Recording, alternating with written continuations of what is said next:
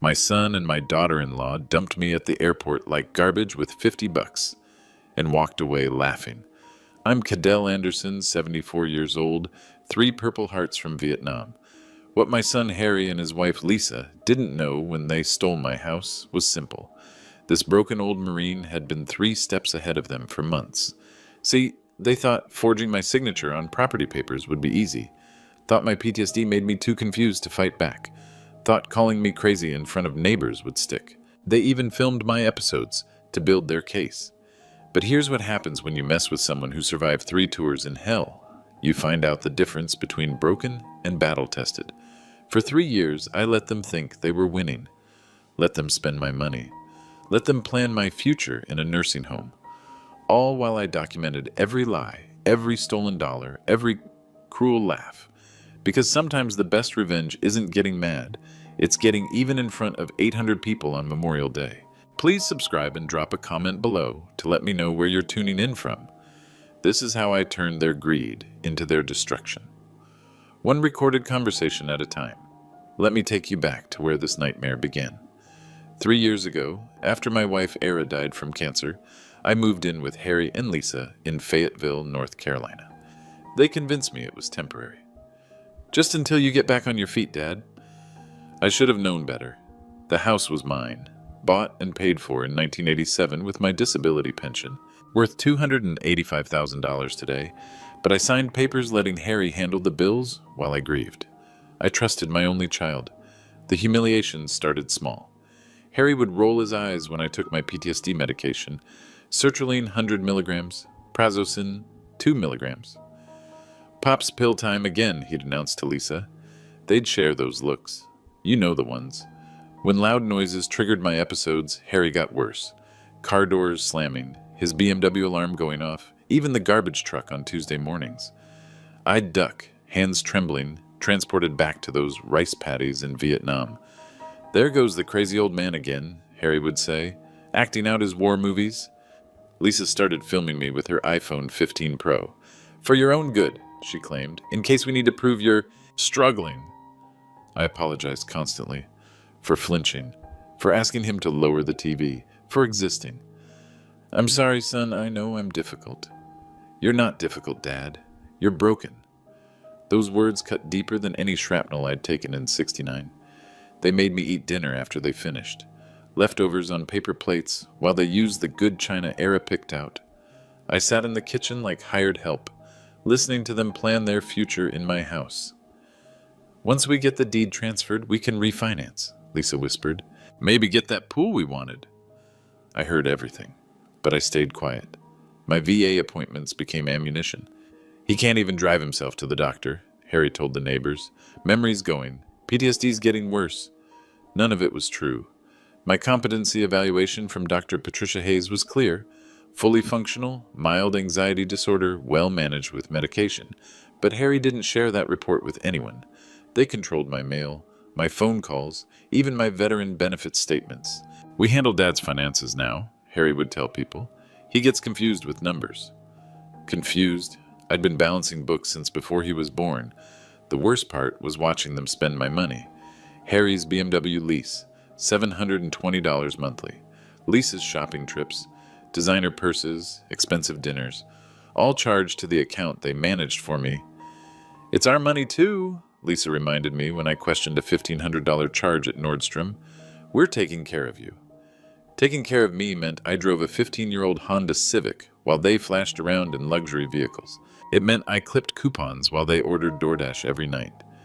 But here's what they didn't understand about Marines. We observe before we act. Every cruel comment went into my phone's voice memo app. Every financial abuse, carefully documented. Every piece of mail they lost, I'd already photographed. My old unit taught me patience. 3 tours in Vietnam taught me strategy. And my VFW brothers taught me that some battles are worth fighting, no matter how old you get. Harry thought my shaking hands meant weakness. He thought my quiet acceptance meant defeat. He was about to learn the difference between retreat and tactical positioning. But first, I had to let him think he'd already won.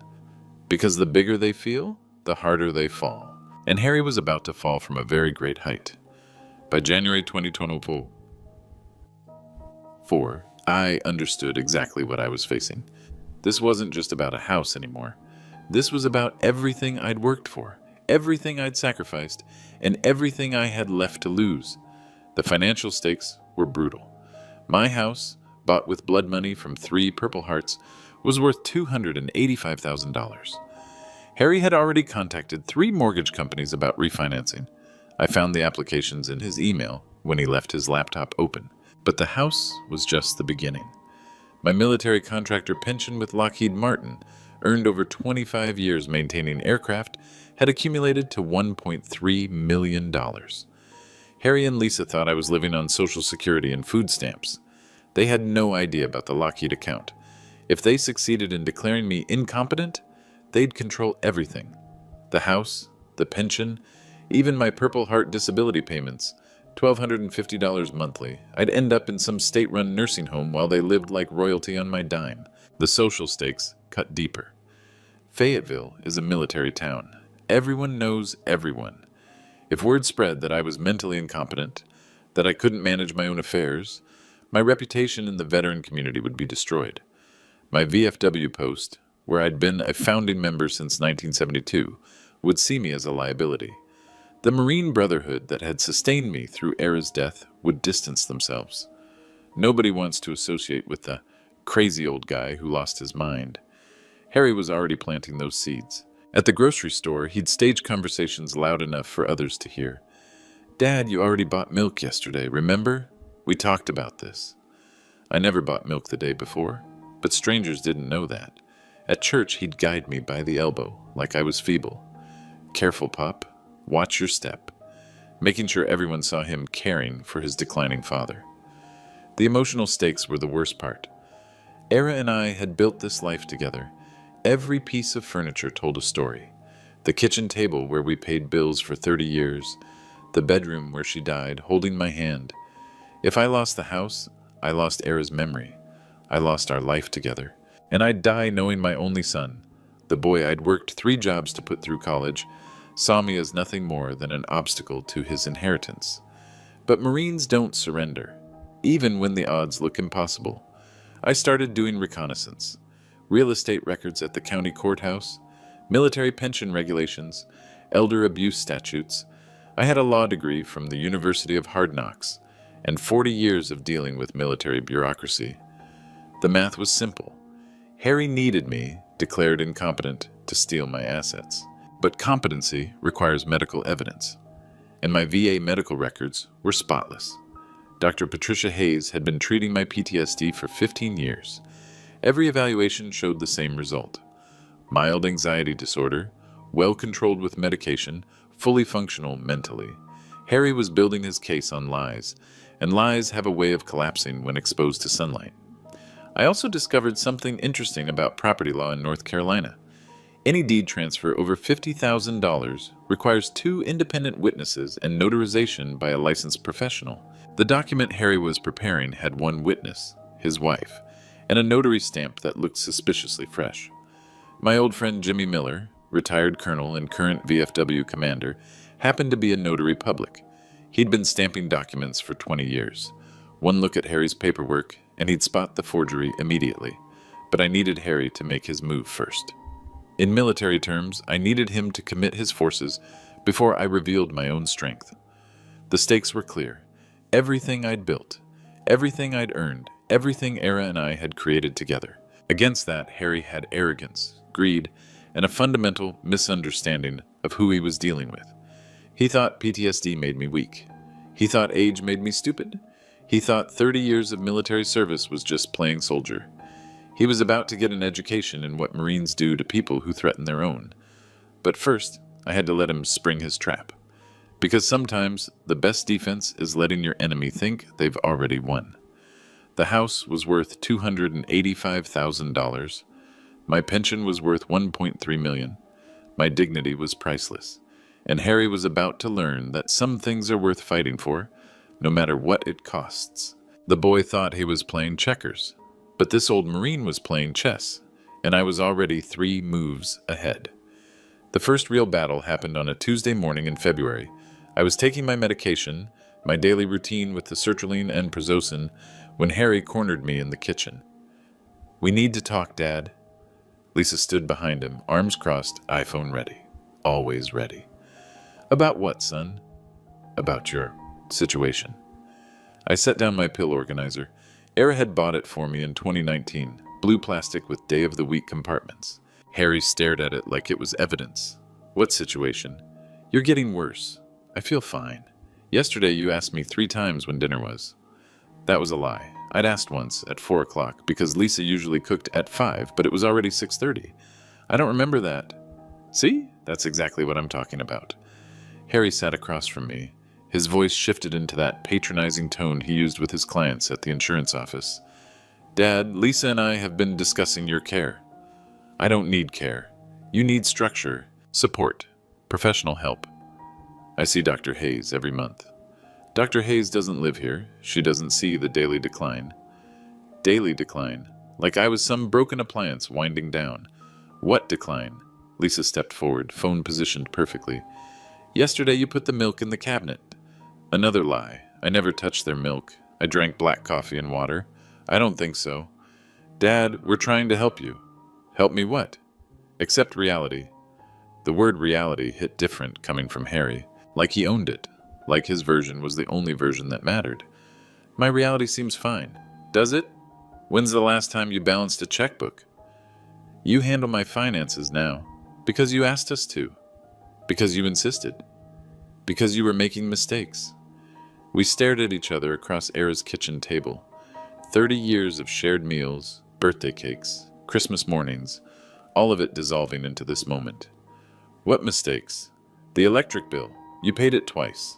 I'd paid it once, on time, online, like I'd been doing for 5 years, but arguing would only give him more ammunition." "I see." Do you really see what's happening here?" His voice was rising. Getting that edge it got when he talked to Lisa about money, when he thought I couldn't hear. "Tell me. You're losing it, Dad. Your mind, your independence, everything." "Everything, such a big word for such a small man." And we need to make some decisions." "What kind of decisions?" Lisa answered. "About your living situation." "I live here. You live in our house." "Our house. Not my house. Not the house I'd bought with disability money earned in a Vietnamese rice paddy." "Is that what this is about?" Harry leaned forward. "This is about taking care of family." "Whose family?" "What's that supposed to mean?" "Nothing, son." "No, say what you mean." I could have said many things. About the BMW payments charged to my account, about the Nordstrom bills, about the mortgage applications I'd found. Instead, I said, "I appreciate everything you do." "Do you?" "Of course. Because sometimes it feels like you're fighting us." "I'm not fighting anyone." "Good. Because we've scheduled a meeting." "What kind of meeting?" "With a lawyer." The room went quiet. Lisa's phone was definitely recording now. "What lawyer?"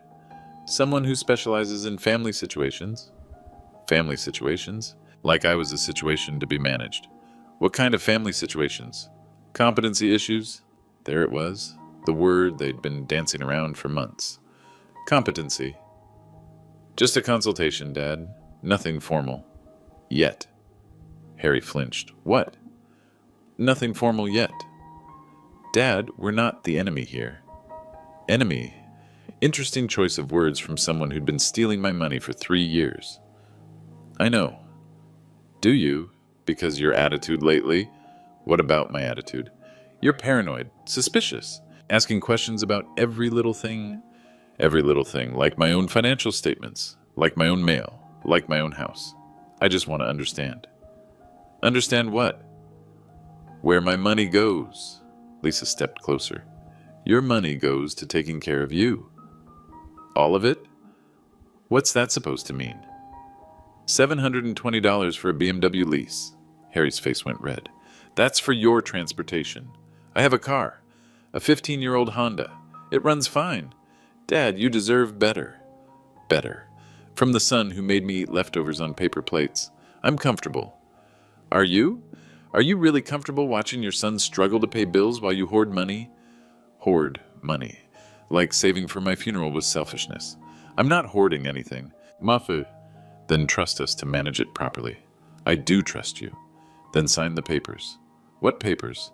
The ones making us your legal guardians. Legal guardians? Like I was a child. I'll think about it. Think fast, Dad, because ready or not, this train is leaving the station. Harry stood up. Lisa pocketed her phone. Meeting's Thursday at 2. Don't make this harder than it needs to be. They left me sitting at Era's table, staring at my pill organizer. But I wasn't thinking about medication anymore. I was thinking about the voice recorder in my shirt pocket that had captured every word, and about how Marines always let the enemy reveal their position before returning fire. Thursday, at 2. Perfect. That gave me exactly 48 hours to prepare my counterstrike. That night, after Harry and Lisa went to bed, I sat in my small basement room and opened the lockbox I'd kept hidden under my mattress for 3 years. Era had given me this box for our 40th wedding anniversary. Fireproof steel. Combination lock big enough for important documents. She'd laughed when I called it my war chest. What war, Sam? The war's over. If only she could see me now. Inside the box were documents Harry had never seen, would never think to look for. Because in his mind, his broken old father couldn't organize a grocery list, much less maintain financial records. First document, my Lockheed Martin pension statements. 25 years of contributions, employer matching, compound interest, current value, $1,307,412. Harry thought I was living on $1,250 monthly from VA disability. He had no idea about the Lockheed account that deposited $4,200 every month into a separate bank in downtown Fayetteville. Second document, the original deed to this house. Purchased May 15th, 1987 with cash from my disability settlement. No mortgage, no liens. Free and clear ownership in my name only. Era had insisted we keep the original in our safety deposit box, but I'd moved it after she died. Call it Marine Intuition. Third document, my VA medical evaluations. Dr. Patricia Hayes, staff psychiatrist at Womack Army Medical Center. 15 years of quarterly assessments. Every single report concluded the same thing. Patient exhibits mild anxiety disorder related to combat trauma. Symptoms well controlled with medication. No evidence of cognitive decline or diminished capacity. Harry was building his incompetency case on lies. These documents proved it. Fourth document, power of attorney forms. Blank ones, the real ones from a legitimate law firm, requiring 2 independent witnesses and notarization by a licensed professional. I'd compared them to the documents Harry wanted me to sign. His paperwork was missing half the required language and used a notary stamp that looked fresh from Office Max. But the most important item in the box wasn't paper. It was a small digital recorder I'd bought at Radio Shack in 2023. Voice-activated, 60-hour storage capacity, built-in USB charging. For 3 months, I'd been documenting every conversation, every cruel comment, every financial decision made without my input. 47 minutes of recorded evidence, Harry calling me crazy, Lisa filming my PTSD episodes, both of them discussing my money like it was already theirs. Once we get conservatorship, we can access his VA benefits. The house alone will pay off our credit cards.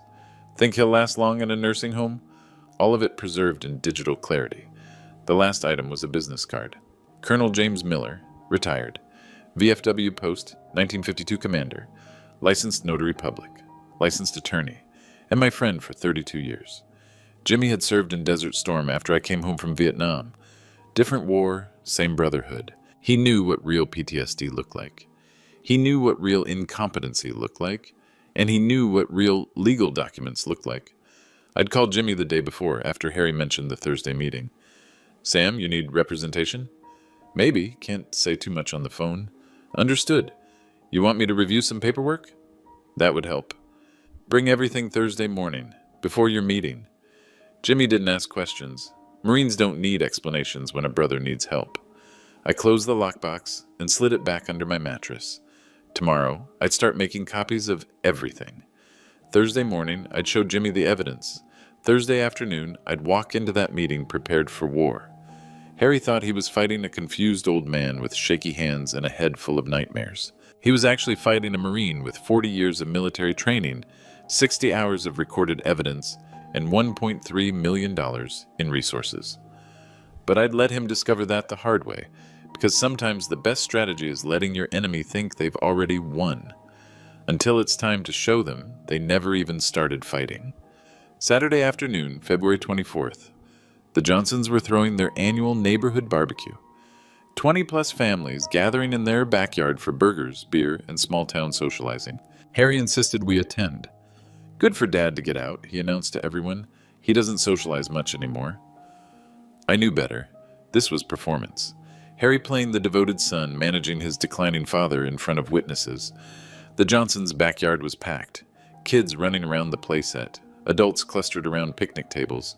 The smell of charcoal and lighter fluid triggering memories I'd rather forget. I stayed close to the fence, away from the crowd. PTSD Management 101. Control your environment. Sam! Tony Rodriguez approached, beer in hand.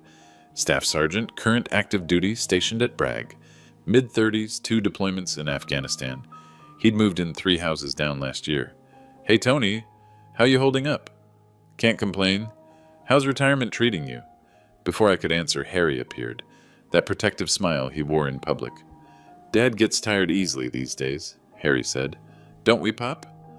I wasn't tired, but correcting him would only prove his point. We all get older, Tony said diplomatically. Some more than others, Lisa added, joining our circle. iPhone already in her hand. Dad had an episode yesterday, Harry announced to the group. Couldn't remember where he put his medication. Another lie. I'd found my pills exactly where I'd left them, in the kitchen cabinet where I'd kept them for 3 years. PTSD can affect memory, someone said sympathetically. It's getting worse, Harry continued. Sometimes he doesn't recognize people. I recognized everyone perfectly, but arguing would only make me look defensive. That's tough, Tony said, watching me carefully. The worst part is the anger, Lisa added. He gets violent when he's confused. Violent. I hadn't raised my voice in anger since 1987. Really? Tony's expression shifted. Marines know Marines. He was reading the situation. Last week he threw a plate, Harry said, right through the kitchen window. I'd never thrown anything. The only broken window was from Harry's golf ball, when he'd been practicing his swing in the backyard. Sounds scary, someone murmured. We're managing it, Harry said nobly. Family takes care of family. What does his doctor say? Tony asked. Dr. Hayes thinks he needs more structured care, Lisa answered quickly. Dr. Hayes had never said anything like that, but the crowd didn't know Dr. Hayes. Nursing home? Someone asked. We're exploring options, Harry said. It's hard, but we have to think about safety. Safety. Like I was a loaded weapon that might go off. Dad gets confused about money too, Harry continued. Yesterday he accused us of stealing from him. The crowd shifted uncomfortably. Nothing makes people more nervous than family drama. That must be difficult, Mrs. Johnson said. Heartbreaking, Lisa agreed. When your own father thinks you're the enemy? Enemy. That word again. I stood quietly, letting them build their case. Every lie documented in the voice recorder hidden in my shirt pocket. How long has he been living with you? Tony asked. 3 years, Harry said. Since Mom died. He couldn't manage on his own. Couldn't manage meant owned a house worth more than Harry made in 5 years. That's generous of you, someone said. It's what family does, Harry replied humbly. Even when it's thankless, Lisa added. Thankless. From the woman who'd charged $1,500 in shopping to my credit card last month. Sometimes he wanders at night, Harry continued. We had to put locks on the doors. I'd never wandered anywhere. The locks were to keep me from accessing my own mail. Have you considered medication adjustment? Tony asked. His doctors are working on it, Lisa said. But honestly, I think the damage is permanent. Permanent damage. Like I was beyond repair. The crowd was eating it up. Poor Harry and Lisa, sacrificing their lives for a crazy old veteran who didn't appreciate their kindness. The hardest part is when he gets aggressive, Harry said, voice dropping to stage whisper. Last week he threatened to call the police on us. I had threatened to call the police, after finding another unauthorized charge on my account. Paranoid delusions, Lisa added sadly. He thinks everyone's out to get him. Everyone wasn't out to get me, just the 2 people who were supposed to love me most. Well, Mrs. Johnson said awkwardly, you're doing a wonderful job under difficult circumstances. Thank you, Harry said. It helps to have community support. Community support for Harry. while his father stood 3 feet away, being discussed like he was already dead. That's when Tony Rodriguez did something unexpected. He stepped closer to me, Marine to Marine. "Sam, you doing okay?" The first person all afternoon to ask me directly. "I'm fine, Tony. You sure? You need anything?" The crowd went quiet, waiting to see if the crazy old man would have an episode. "Just enjoying the barbecue?" "Good," Tony nodded. "You know where I live if you need anything." "I appreciate that." Harry jumped back in. "Dad doesn't like to bother people." "No bother," Tony said firmly. "Marines look out for each other." Marines look out for each other. The first words all day that felt real. "Well," Harry said, uncomfortable with Tony's attention on me, "we should probably get Dad home. He gets agitated when he's out too long." I wasn't agitated, but protesting would only prove their point. "Sam," Tony said as we turned to leave, "my door's always open." "Thank you." Walking home, Harry was practically glowing. "That went well," he told Lisa. "Did you see how everyone reacted?" "Perfect," she agreed, "especially when you mentioned the violence." Violence I'd never committed, recorded in perfect digital clarity. That night I called Jimmy Miller. "How was your barbecue?" "Educational." "Ready for Thursday?" "More than ready." "Good, because from what you've told me, this is war." War. Finally, someone who understood what we were really fighting. Harry thought public humiliation would break me. Instead, he'd just given me 20 witnesses to his lies. And Marines never forget who stands with them when the shooting starts. Thursday morning arrived gray and cold. I was awake at 0500 hours, like every morning for 50 years. Military habits die hard. At 0800, I walked to VFW Post 1952, 6 blocks from the house, past the coffee shop where Harry bought his expensive lattes, past the bank where my pension accumulated in secret. Jimmy Miller was waiting in his office, wearing his dress blues. 32 years younger than me, but the uniform commanded the same respect I'd earned in Vietnam. "Sam, you look like hell." "Feel worse." I handed him the lockbox. He opened it carefully, studying each document with lawyer's eyes. "Your pension's worth how much?" $1.3 million. "And they think you're broke?" "Living on disability checks." Jimmy read through the VA medical evaluations. "Patricia Hayes is thorough. These reports are bulletproof. Harry claims I'm incompetent." "Based on what?" I played him 47 minutes of recorded conversations. Jimmy's face darkened with each lie, each cruel comment, each discussion of my money, like I was already dead. "This is elder abuse, Sam. Financial and emotional. Can you prove it?" "With this evidence?" "Absolutely." He examined the fake deed papers Harry wanted me to sign. Forgery, bad forgery, notary stamps from Office Max, wrong legal language, missing required witnesses. "So what's my move?" Jimmy leaned back in his chair. "That depends. You want to destroy them quietly or publicly?" "What's the difference?" Quietly means criminal charges, lawsuits, legal proceedings. Takes months. Very effective, very private. And publicly? Publicly means we embarrass them in front of the entire community. Faster, more dramatic, but permanent social damage. I thought about Saturday's barbecue, Harry performing his devoted son act while painting me as a violent lunatic. Publicly. "You sure? There's no walking this back." "I'm sure," Jimmy smiled. "Good, because I've got an idea." He pulled out a file folder marked Memorial Day Committee. Every year we select a grand marshal for the Memorial Day Parade. Local veteran, decorated service, community, respect. Okay. This year's committee meets Sunday morning. We're looking for someone special, someone with multiple Purple Hearts. My chest tightened. "Jimmy, Sam, you earned 3 Purple Hearts in Vietnam. Bronze Star, Combat Infantry Badge. You're exactly what we're looking for." "I don't do parades anymore." "Why not?" "Crowds, noise, PTSD. Doc Hayes cleared you as fully functional. Your medical records prove it."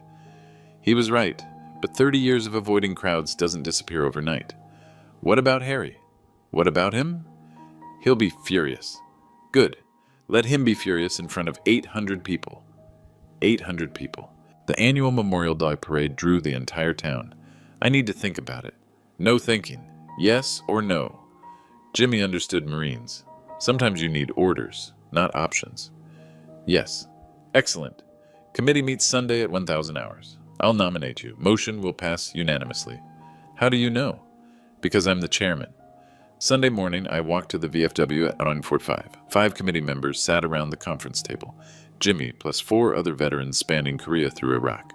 Gentlemen, Jimmy announced, we need a Grand Marshal. Any suggestions? Asked Pete Williams, Vietnam Navy veteran. Cadell Anderson, silence. Sam Anderson? Asked Mike Thompson, Korean War Army. Haven't seen him around much lately. Family issues, Jimmy explained diplomatically, but his record speaks for itself. He read my service summary aloud. 3 tours, Vietnam. 1st Marine Division. 3 Purple Hearts, Bronze Star, Combat Infantry Badge, Presidential Unit, citation. Jesus, whispered Tom Davis, Gulf War Air Force. This guy's a legend. Any objections? Silence. Motion carries. Sam Anderson, Grand Marshal, Memorial Day 2024. Jimmy called me that afternoon. It's official.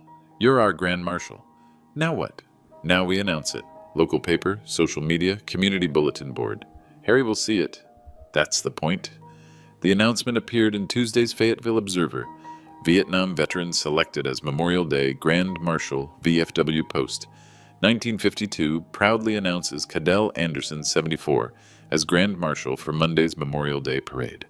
Anderson, a decorated Marine veteran, served 3 tours in Vietnam and earned 3 Purple Hearts, Bronze Star, and Combat Infantry Badge. The parade begins 11:00 a.m. at City Hall. Harry saw it Tuesday evening. I was in the kitchen when he burst through the front door.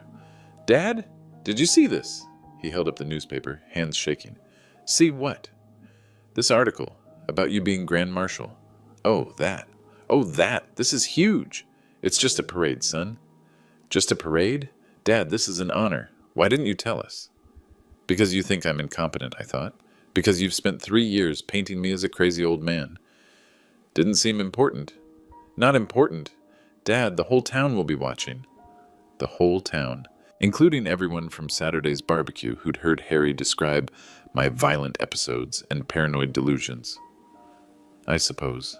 We need to prepare. Get you a new suit. Practice your wave. Practice my wave, like I was a trained SEAL. I'll manage. Dad, this is your moment to shine. My moment to shine. While Harry took credit for supporting his veteran father, but that's exactly what I was counting on.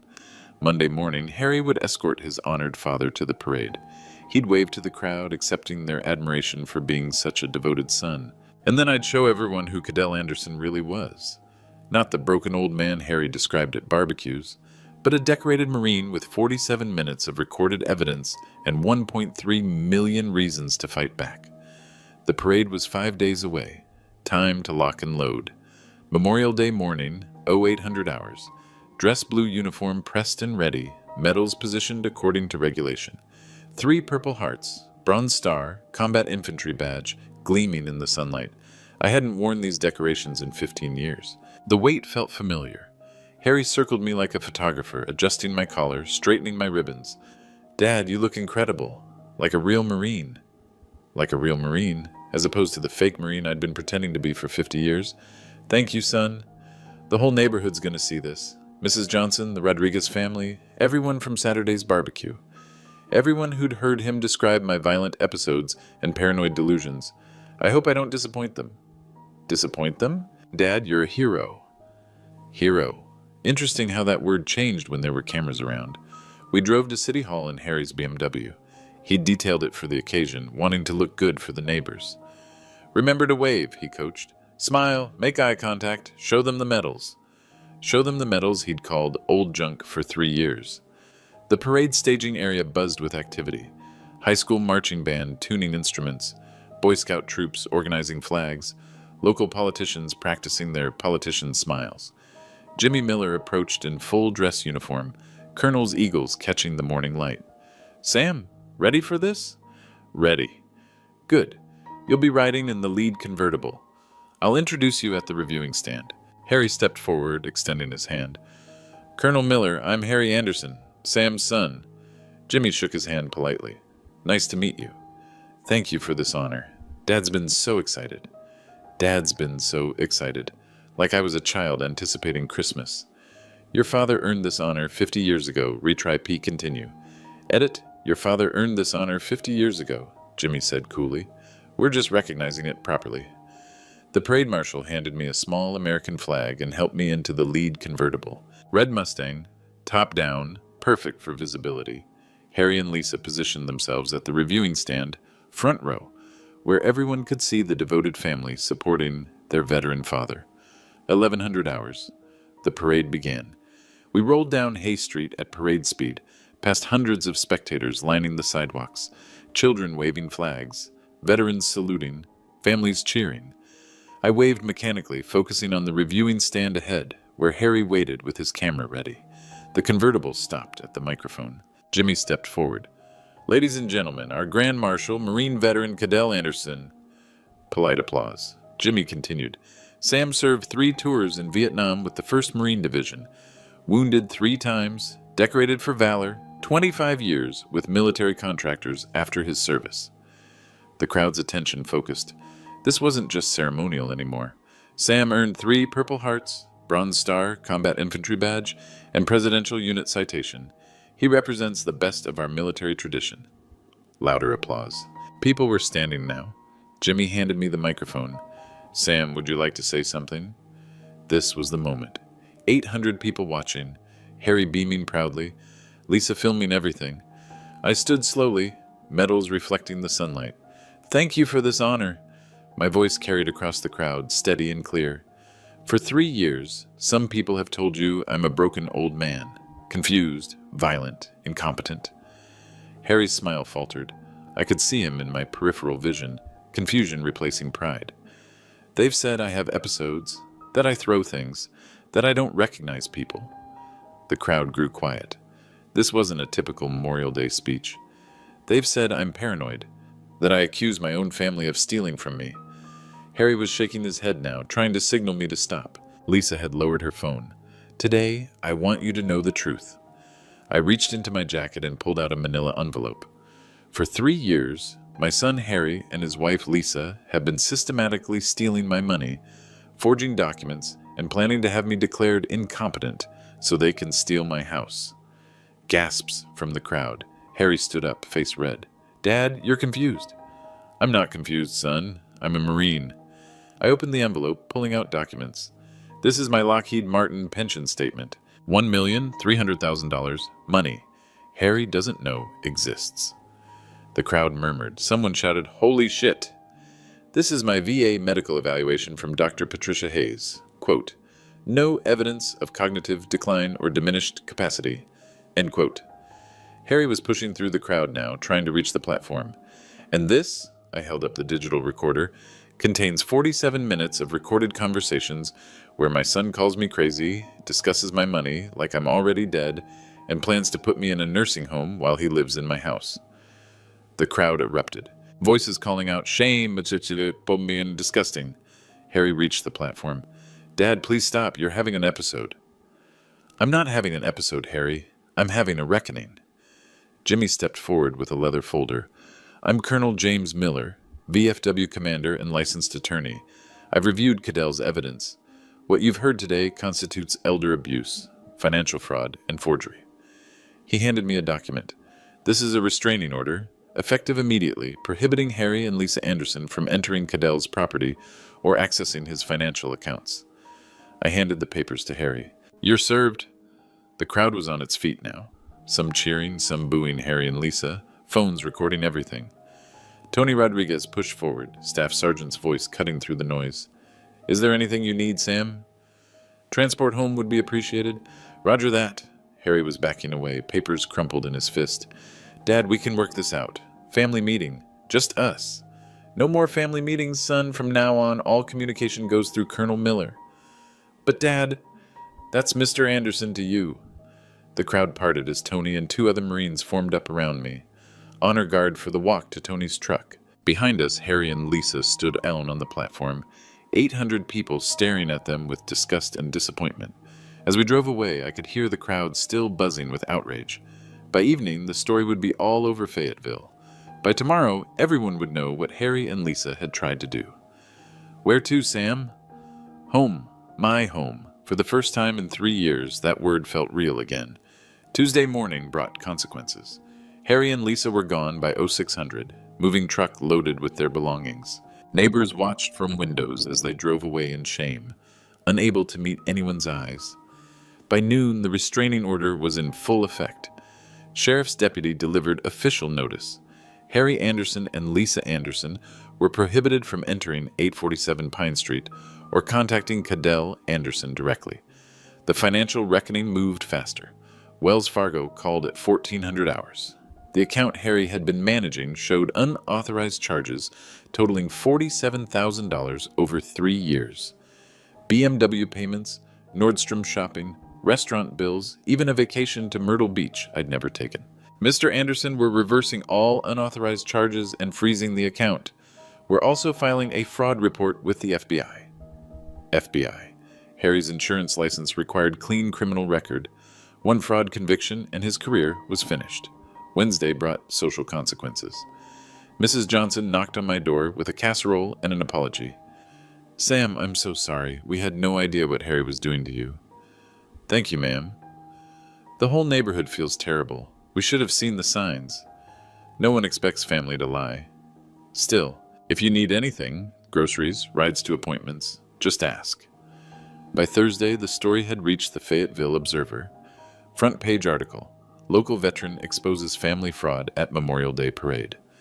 The reporter had interviewed parade spectators.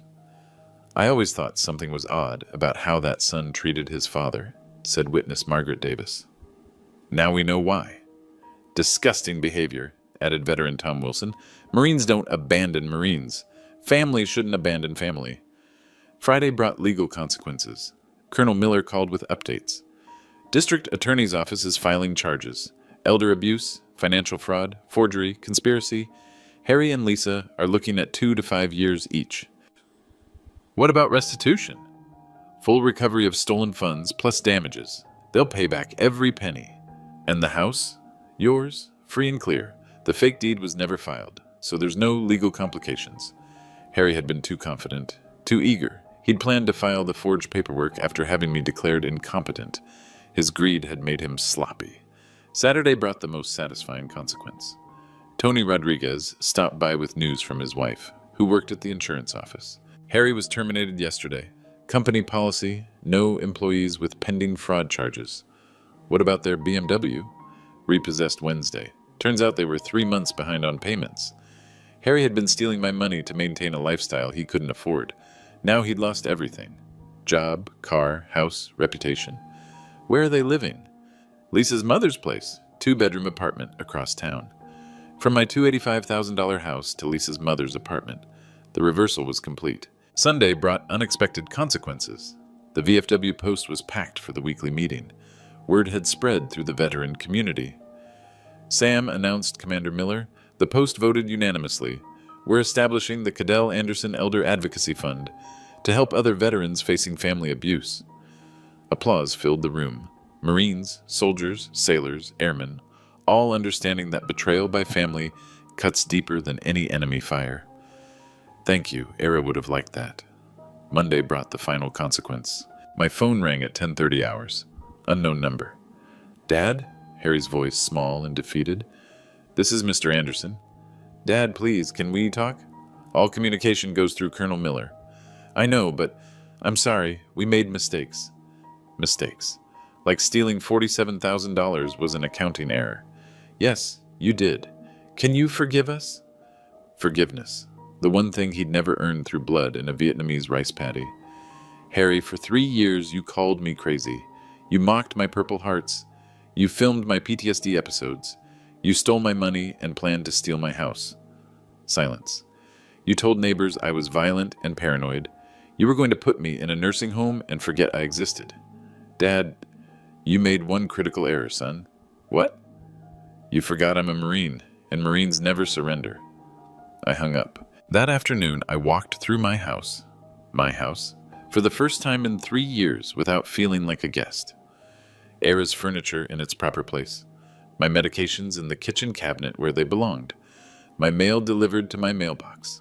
The lockbox sat open on the kitchen table, no longer hidden. Inside, $1.3 million in pension funds, free and clear deed to my house, and a digital recorder that had changed everything. But the most important item wasn't in the box anymore. It was hanging in the living room. 3 Purple Hearts, Bronze Star, and Combat Infantry Badge. Era had framed them before she died. For the man who earned them, she'd written on the back.